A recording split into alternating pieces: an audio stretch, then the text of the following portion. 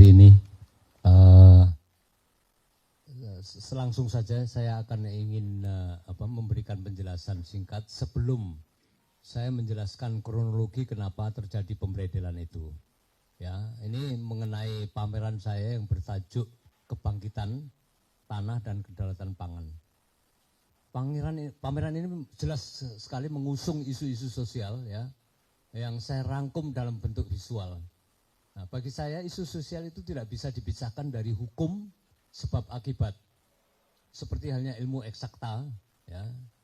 Fenomena hukum sebab akibat ini adalah narasi dan pembuktian sebagai fakta objektifnya, ya.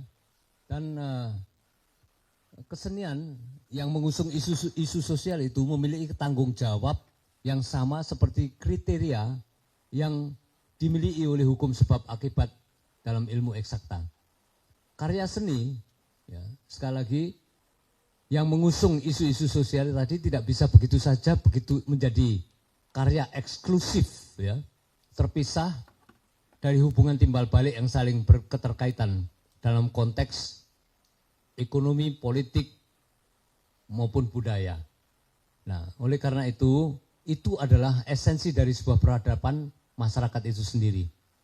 Nah, sekali lagi saya jelaskan, ya, karya seni itu adalah salah satu bentuk kesaksian sebuah kejadian budaya yang terjadi pada waktu di mana sang senimannya atau penciptanya hidup. Nah, ini mencakup budaya pikir, sikap dan tindakan manusia secara individu maupun kolektif. Dengan kata lain, seni yang mengusung isu sosial itu seperti akan dilihat nanti kalau seandainya bisa dibuka. Nah, sementara ini pintunya masih belum diizinkan untuk dibuka.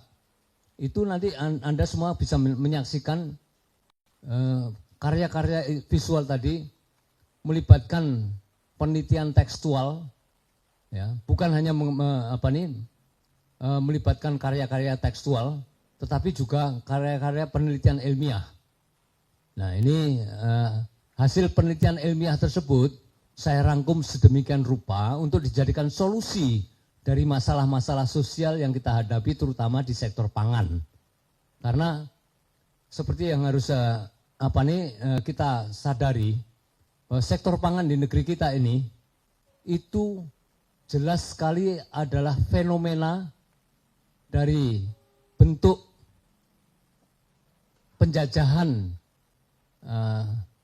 baru ekonomi di negeri yang didominasi oleh kekuatan modal dan multinasional. Nah, karya-karya lukis yang saya buat itu adalah sebuah narasi yang menjelaskan tentang penelitian-penelitian ilmiah yang saya kemas sedemikian rupa menjadi karya-karya instalasi. Nah, jadi kalau kita nanti melihat karya instalasi tanpa penjelasan narasi terjadinya atau terjadinya kita kehilangan kedaulatan pangan, maka kita tidak akan mengerti mengapa itu harus terjadi seperti itu, ya. Jadi penelitian ilmiah itu tidak hanya sekedar penelitian ilmiah, karena saya melibatkan jasa laboratorium. Jadi semua penelitian itu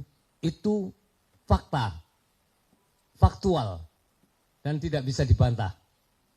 Contohnya nanti kalau suatu hari Anda melihat instalasi, itu Anda bisa melihat. Saya pamerkan penelitian saya dari 38 provinsi, saya meminta kawan-kawan aktivis lingkungan untuk mengirimkan tanah-tanah dari 38 provinsi ini, dan saya bawa ke laboratorium, dan hasilnya sangat mengejutkan, bahwa tanah-tanah produktif pertanian kita yang bersentuhan dengan pupuk-pupuk kimia, ya, yang disubsidi oleh pemerintah, ternyata mengakibatkan tanah di negeri kita itu menjadi tanah tandus, kering, membatu, dan tidak produktif kalau tidak menggunakan pupuk kimia yang sama. Ini akibatnya apa? ini adalah bentuk daripada dominasi kekuatan, dominasi kapital terhadap kehidupan bangsa Indonesia yang dimonopoli oleh kekuatan asing yang notabene ini merupakan yang tadi saya katakan bentuk penjajahan baru di mana perut bangsa Indonesia itu harus selamanya tergantung pada asing. Nah, oleh karena itu saya dari penelitian ini saya mencari formula yang tepat untuk menjadi solusi bagaimana kita bisa memerdekakan diri. Nah, ternyata saya menemukan formula tersebut dan formula itu saya pamerkan di gedung Galeri Nasional dalam bentuk instalasi. Nah, menyangkut tentang pembredelan, kan tadi saya katakan bahwa karya saya ini sebetulnya adalah memiliki tujuan mulia. Saya ingin berbagi ilmu pengetahuan yang seharusnya harus dimiliki oleh bangsa Indonesia untuk menjadi bangsa yang merdeka, yang betul-betul merdeka, bangsa yang betul-betul mandiri. Karena apa? Bangsa yang mandiri itu bangsa yang menguasai kedaulatan pangannya, karena kepangan itu adalah kebutuhan primer. Ya, kebutuhan primer. Kalau kebutuhan primer kita itu di tangan asing, artinya asing akan bisa mendikte. Tadi saya katakan interconnected relation antara politik, ekonomi, dan budaya.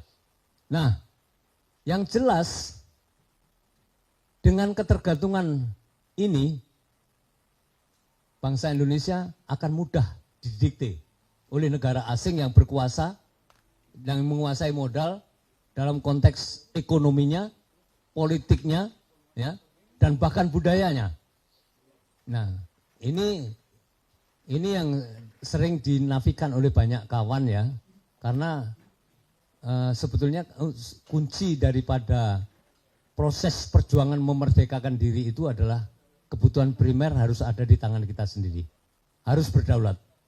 Oleh karena itu, pameran yang bertajuk kebangkitan tanah dan untuk kedaulatan pangan itu sangat relevan untuk kebutuhan bangsa kita. Tetapi ketika gagasan yang mulia ini diekspresikan, dikonkretkan, ternyata ada oknum-oknum yang ingin menghentikan dialog atau komunikasi yang bisa membangun kesadaran bangsa untuk merdeka ini. Dengan apa? Ini contohnya sederhana. Pameran yang hanya bersifat kesenian itu dihentikan. Dan saya agak sedikit menyesal karena oknum-oknum yang menghentikan ini itu adalah orang-orang yang notabene sangat paham tentang seharusnya loh ya, sangat paham tentang kesenian maupun budaya. Nah, kalau kita berbicara soal kesenian, kita tentunya bisa mengerti bahasa kesenian. Dan orang yang mengatakan, yang membuat ini bisa berhenti, itu adalah orang-orang tersebut. Nah, saya mau menjelaskan kronologinya, supaya nanti tidak salah paham ya. Kenapa kata bredel itu oleh oknum-oknum tertentu itu salah. Bagaimana kata bredel itu dinyatakan bukan pembredelan, tapi penundaan tanpa jadwal. Terus kata bredel ditiadakan, dibisikkan kepada Menteri Kebudayaan kita, bukan bredel. Ya. Itu press konferensinya mereka yang ditayangkan tadi malam. Ya. Kata bredel itu tidak ada. Bagaimana tidak dibredel? Orang saya seorang senimannya aja masuk ke dalam ruang di mana saya menaruh karya-karya saya, itu saya tidak bisa. Ini sejak tanggal 19 Desember malam hari, bukan tanggal 20. Ya. Tanggal 19 Desember, itu saya sudah tidak bisa masuk ke dalam ruang pameran yang di mana karya-karya saya saya kuratori sendiri karena pada waktu itu, pada waktu kesepakatan untuk kurator bekerja, kurator tidak ada. Ini ceritanya begini, kenapa saya harus katakan begini? Narasinya itu menurut timeline yang sudah disepakati bersama sejak lama itu bahwa pameran saya yang seharusnya tanggal 3 Desember kemudian diundur menjadi 19 Desember sehingga saya harus mengalami kerugian materi yang cukup banyak karena saya mengundang tamu dari luar negeri, ya, dari Australia maupun dari Filipina dan maupun dari Belanda. Itu saya yang mengeluarkan ongkos untuk akomodasi mereka.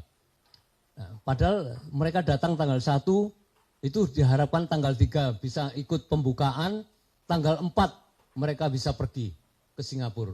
Dan itu tidak terjadi. Nah, ini kerugian-kerugian ya. Jadi kronologinya Galeri Nasional telah lalai atau dengan sengaja mengesampingkan kesepakatan yang sudah disepakati jauh-jauh hari sejak bulan Juni 2023 bahwa pameran saya itu nanti tanggal 3 Desember 2024. Ya.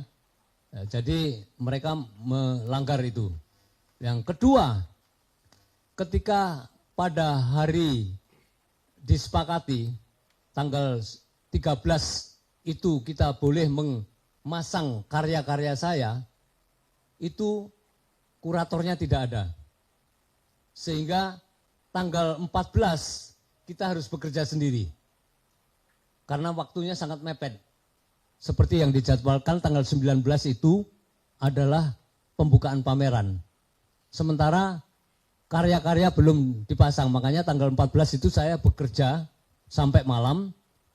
Munir membuat instalasi sampai berapa hari, 2-3 hari. Itu membantu saya membuat instalasi 3 hari. Nah, pada tanggal 17, ya, setelah karya-karya itu selesai dipasang, barulah sang kurator datang. Ya.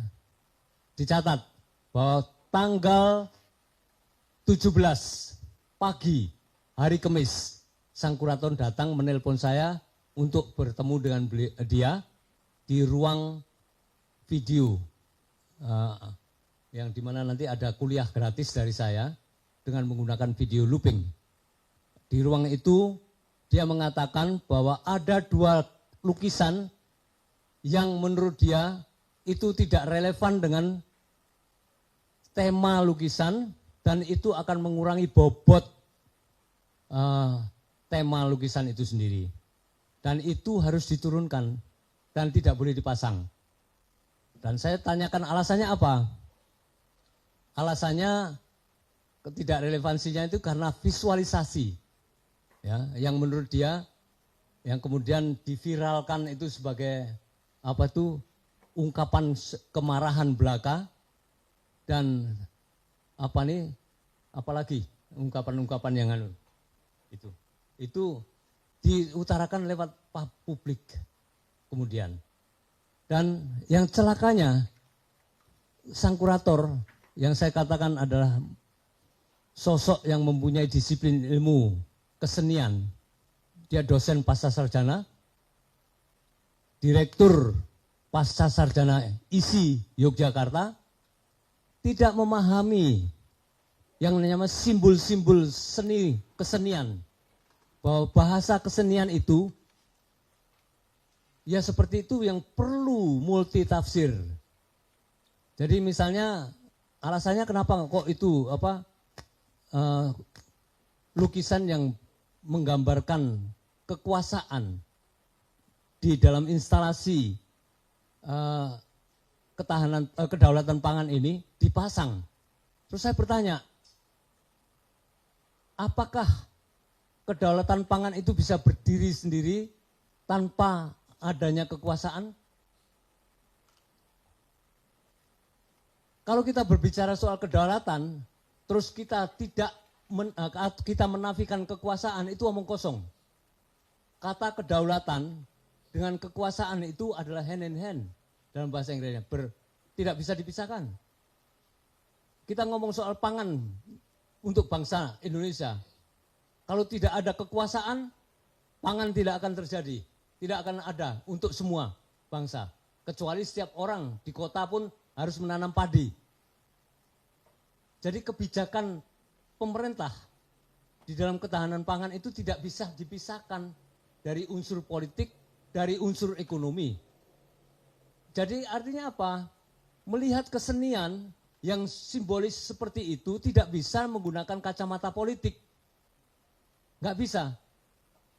Kalau dia memang betul-betul dia memahami kesenian, dia juga harus menggunakan bahasa seni. Itu loh. Nah oke, akhirnya dari pembicaraan yang alot selama 2 jam lebih, akhirnya saya win-win solusi, dua lukisan, Konoha 1 dengan Konoha 2 itu, terpaksa saya tutup dengan kain hitam. Dan itu sudah saya lakukan. Itu terjadi pada tanggal 17, 2 hari sebelum pameran dibuka. Pada hari hanya tanggal 19 siang hari seperti ini, saya diundang ke ruang rapat para staf Galeri Nasional. Di situ ada orang bernama Zamrud Satyanega dan orang bernama Bramantya bersama dengan kurator Suwarno, didampingi Jarod Mahendra, Direktur Galeri Nasional, ada Desi, dan ada Bayu, tim kurator, bersama orang yang bernama Hari. Di depan mereka, Jarod mengatakan bahwa ada 3 lagi lukisan yang harus diturunkan. Dengan alasan itu mengganggu dan tidak sesuai dengan relevansi pameran. Itu. Padahal di situ adalah gambar figur-figur petani memberi makan ya kepada orang yang saya gambarkan, ilustrasikan seperti orang kaya, berdasi, ya, bersepatu, tidak telanjang kaki seperti petani yang juga telanjang dada, menyuapi mulut mereka sang kaya ini dengan makanan. Itu adalah simbol atau bahasa seni yang saya simbolkan bahwa petani, produsen pangan itu yang memberi makan kepada orang-orang kaya, termasuk orang-orang urban seperti kita semua ini. Apakah orang-orang kota menanam padi, makan keringatnya sendiri seperti petani? Kan tidak. Loh lah kok petani yang saya gambarkan itu dikatakan tidak ada relevansinya dengan tema kedaulatan pangan. Alasan apa ini? Ini nih, ada lagi lukisan petani memberi makan anjing. Loh, petani itu kalau tinggal di pinggir hutan, dia harus punya anjing yang cukup untuk melindungi ladang mereka dari serbuan babi-babi hutan. Terus apa salahnya petani loh ya, memberi makan ya kepada anjing, itu juga vulgar. Dan ada lagi dua lukisan lagi, ini tentang seseorang membawa sapi menuju ke istana yang saya beri judul 2019. Di mana itu memang sengaja saya buat gambaran dari kekuasaan Jokowi untuk memenangkan pemilu yang kedua. Ya. Jadi itu. Nah, sekarang relevansi apa? Apakah peternak seperti Jokowi yang membawa sapi ke dalam di sampingnya itu sebuah pelanggaran dan vulgar? Itu. Terus ada lagi tentang IKN ya, dari simbol kekuasaan. Itu juga vulgar. Yang celaka lagi Konoha 1 itu yang dianggap paling vulgar dan Konoha 2. Konoha 1 itu simbol dari sebuah kekuasaan yang ada relevansinya dengan kedaulatan pangan, di mana kaki sang penguasa itu di atas pundak orang-orang bawah. Jadi kaki penguasa itu ada di pundak rakyat, dibebankan di atas pundak rakyat, di punggung rakyat. Itu adalah simbol. Karena memang faktanya begitu kok. Penguasa ini nggak akan bakal ada kalau tidak hidup di atas pajak yang dibebankan kepada rakyatnya. Itu simbol.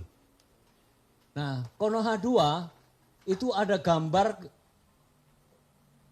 manusia biru, berwarna biru saling jilat-menjilat ke atas. Dan yang dijilat itu telanjang, nggak pakai baju memang. Dan itu dikatakan kemesuman bagi mereka. Pertama, saya jelaskan di dalam bahasa seni rupa, telanjang itu adalah simbol dari kejujuran, simbol dari ketolosan. Karena kita lahir itu polos, nggak pakai baju, nggak pakai apa-apa. Itu ada simbol kepolosan. Nah, kalau itu dianggap itu sebuah kemesuman, berarti otak orang yang mengatakan bahwa itu mesum, bahwa itu sanggama, itu orang itu berpikir pikirannya sebatas itu. Tapi amat sangat disayangkan kalau seorang menteri yang hanya menteri kebudayaan, saya katakan, menteri kebudayaan, mendapat laporan dari secara subjektif dari seseorang bahwa lukisan ini adalah lukisan yang mesum, ya, diasumsikan mesum, meskipun dia sang menteri ini belum pernah melihat sendiri karya itu, ya, belum pernah melihat, tetapi dia sudah berani mengambil sebuah penghakiman bahwa itu mesum berdasarkan atas laporan subjektif, ya, laporan subjektif orang lain. Amat sangat disayangkan seorang pemimpin kebudayaan, ya, pemimpin kebudayaan kok begitu mudahnya percaya dengan laporan orang tanpa harus menyelidiki, mengerti bentuknya, ya, seperti apa, memaknai bahasanya. Ini sebuah tindakan yang perlu dipertanggungjawabkan. Perlu dipertanggungjawabkan.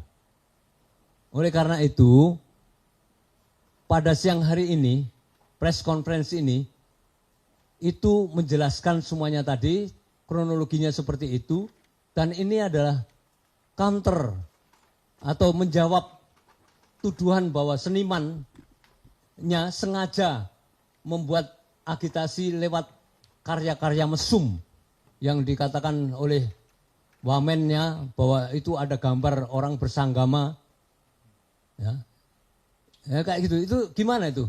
Itu hanya simbol kesenian, simbol kesenian yang harus dipahami dengan bahasa kesenian.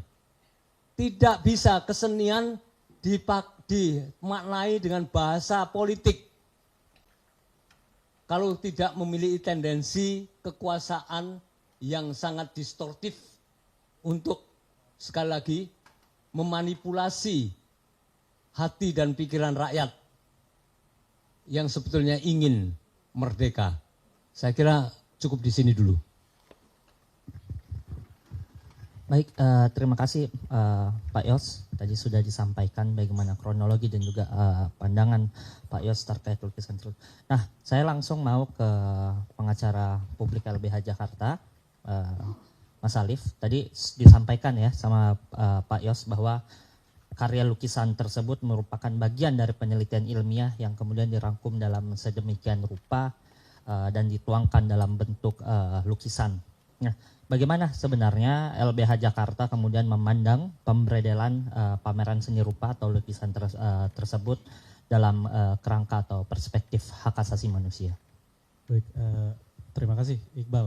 Sebelumnya tadi juga terima kasih kepada Pak Yos yang sudah memaparkan kronologi dan juga pandangan pribadinya.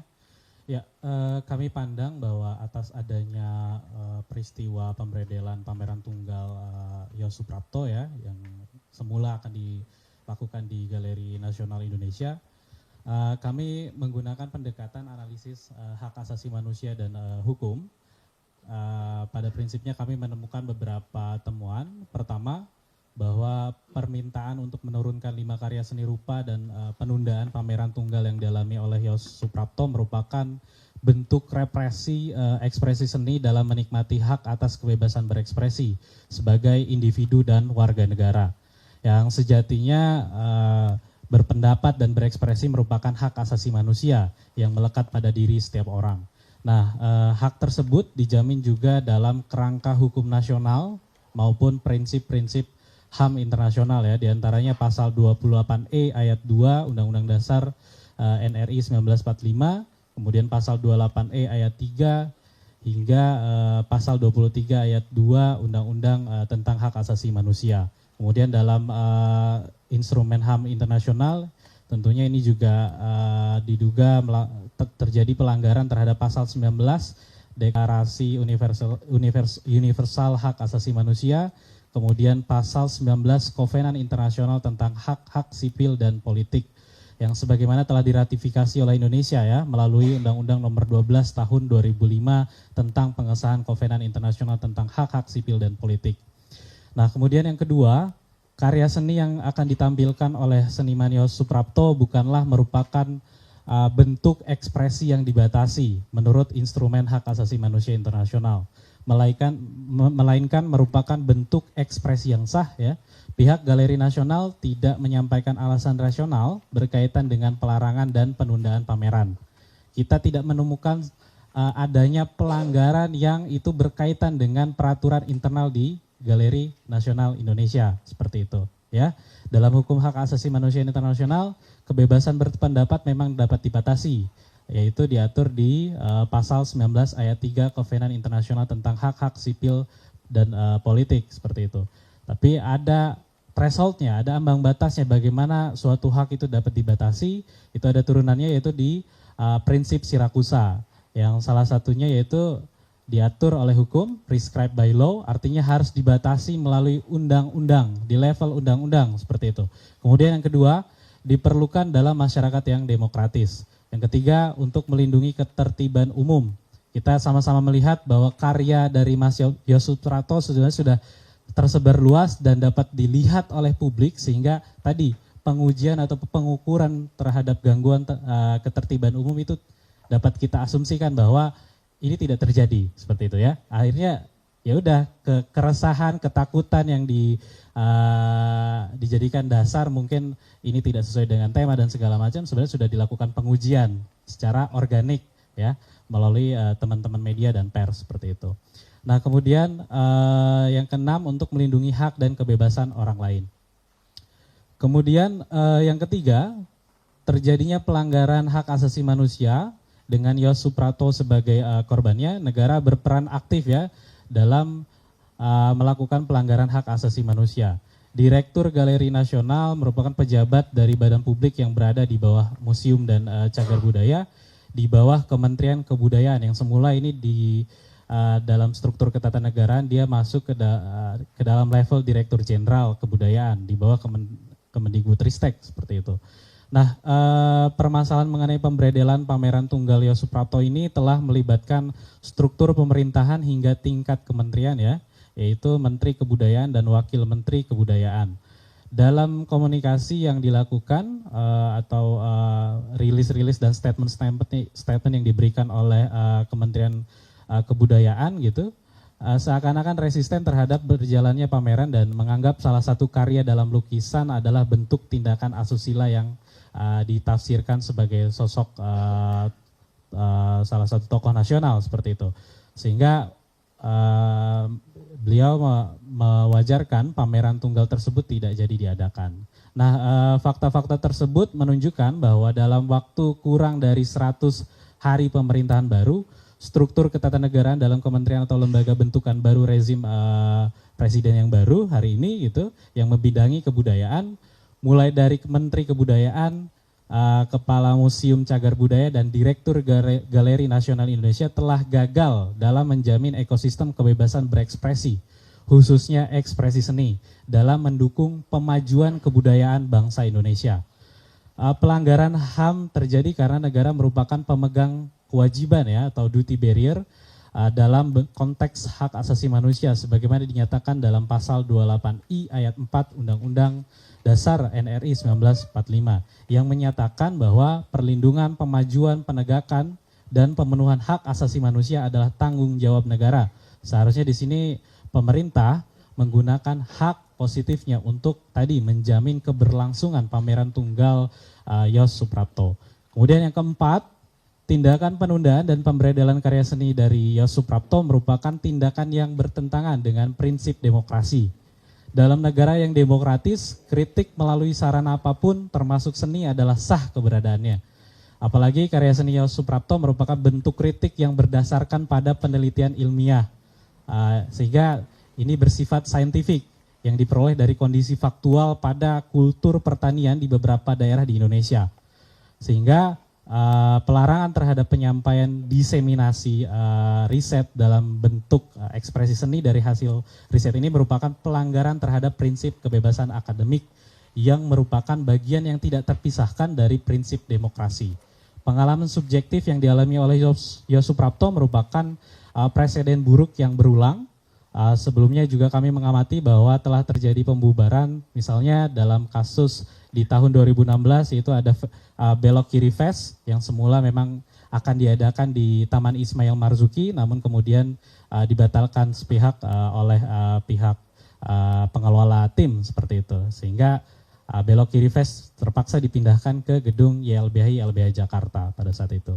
Kemudian juga di tahun 2021 kita juga menemukan bahwa terdapat pemberangusan ekspresi mural kritik ya, yang mereka menyuarakan melalui sarana grafiti atau mural gitu atas keresahannya dan kegelisahannya terhadap situasi pandemi COVID-19 seperti itu dalam kebudayaan Indonesia, dan bukti nyata kemunduran demokrasi telah terjadi.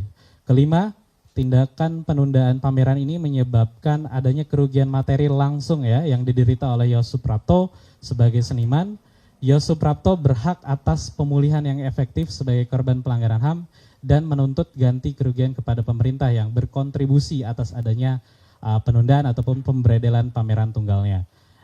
Kita juga menyampaikan update bahwa Komnas HAM pada tanggal 20 Desember kemarin gitu telah menyampaikan surat ke Menteri Kebudayaan dan juga Direktur Galeri Nasional untuk meminta keterangan terhadap fakta pemberedelan pameran tunggal Yos Suprapto, dan ini kita perlu kawal gitu sejauh mana mereka memberikan keterangan kepada Komnas HAM sehingga ini terkesan transparan, sehingga anasir-anasir atau asumsi-asumsi publik bahwa ini adalah ya praktis penundaan ini hanya bisa dilakukan oleh otoritas, dalam hal ini yaitu pemerintah melalui tadi ya Direktur Galeri Nasional maupun Menteri Kebudayaan.